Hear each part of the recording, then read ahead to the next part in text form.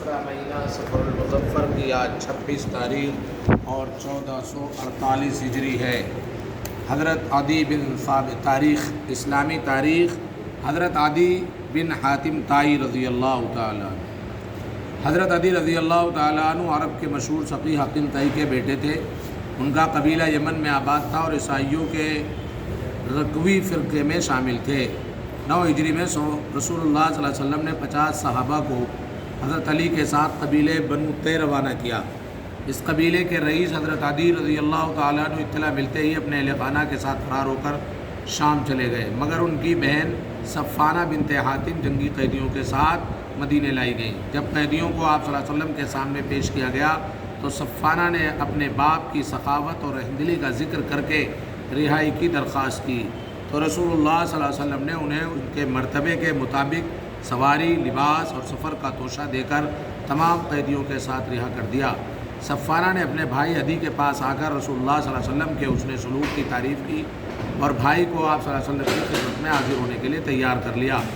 جب مدینہ پہنچے تو اللہ کے نبی صلی اللہ علیہ وسلم نے بڑے اعجاز کے ساتھ انہیں چمڑے کے گدے پر بٹھایا۔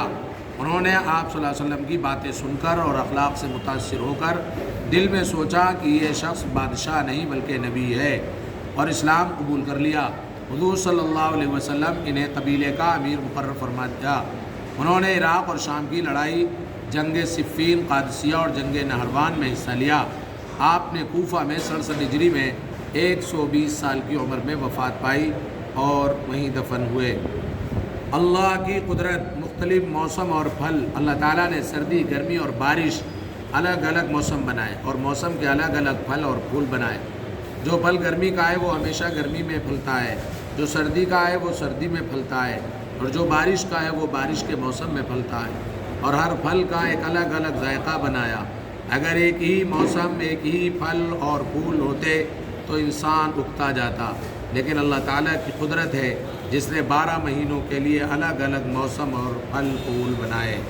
ایک فرض کے بارے میں والدین کے ساتھ اچھا سلوک کرنا۔ قرآن کریم میں اللہ تعالیٰ فرماتا ہے، تمہارے رب نے فیصلہ کر دیا ہے کہ اللہ کے علاوہ کسی اور کی عبادت نہ کرو اور والدین کے ساتھ احسان کا معاملہ کرو۔ فائدہ: ماں باپ کی خدمت کرنا اور ان کے ساتھ اچھا برتاؤ کرنا فرض ہے۔ ایک سنت کے بارے میں بچوں کو سلام کرنا۔ حضرت انس بن مالک رضی اللہ تعالیٰ عنہ بچوں کے پاس سے گزرے تو بچوں کو سلام کیا اور فرمایا، آپ صلی اللہ علیہ وسلم بھی اس طرح کیا کرتے تھے۔ فائدہ: بچوں کو سکھانے کی نیت سے سلام کرنا آپ صلی اللہ علیہ وسلم کی سنت ہے۔ ایک اہم عمل کی فضیلت: قرض داروں کو مہلت دینا۔ رسول اللہ صلی اللہ علیہ وسلم نے فرمایا، جس شخص کو یہ بات پسند ہو کہ اللہ تعالیٰ قیامت کے دن اسے پریشانیوں سے نجات دے تو وہ فقیر اور تنگ دست لوگوں کو قرض کی ادائیگی میں مہلت دے دے یا معاف کر دے۔ ایک گناہ کے بارے میں کسی کی غیبت کرنا۔ رسول اللہ صلی اللہ علیہ وسلم سے پوچھا گیا، غیبت کیا ہے؟ آپ صلی اللہ علیہ وسلم نے جواب نے فرمایا، اپنے بھائی کی ایسی بات کا ذکر کرنا جو اسے اچھی نہ لگتی ہو۔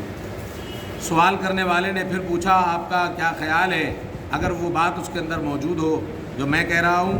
آپ صلی اللہ علیہ وسلم نے فرمایا، جو تم کہہ رہے ہو اگر وہ اس کے اندر ہو تبھی تو تم نے اس کی غیبت کی، اور اگر وہ بات اس کے اندر نہ ہو تب تو تم نے اس پر الزام لگایا۔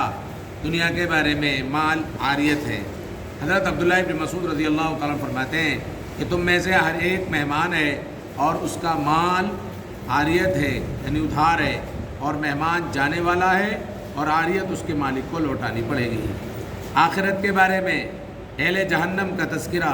قرآن کریم میں اللہ تعالیٰ فرماتا ہے، بائیں ہاتھ میں نامہ اعمال دیے جانے والے کیسی بری حالت میں ہیں۔